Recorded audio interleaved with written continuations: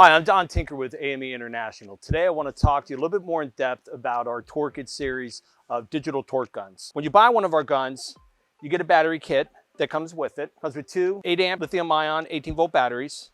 What makes these unique is that they have an actual readout on it, so you know when the battery's dead and when it needs to be charged. It does come with a quick charger that's air cooled.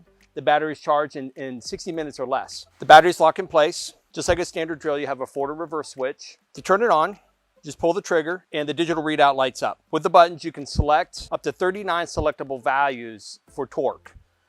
And once your torque is set, you're good to go until you change the battery. Once we start torquing, we don't want this reaction arm to move. We want it to have a solid base. As you can see, the socket's engaged, and also the reaction arm is fully engaged on the adjacent nut. Each gun before it leaves the factory is calibrated in both Newton meters and foot-pounds. 39 possible settings on this gun, and each one is within plus or minus 5%. So again, if you're looking for repeatability and accuracy for your torque program, start with a TorqIt gun.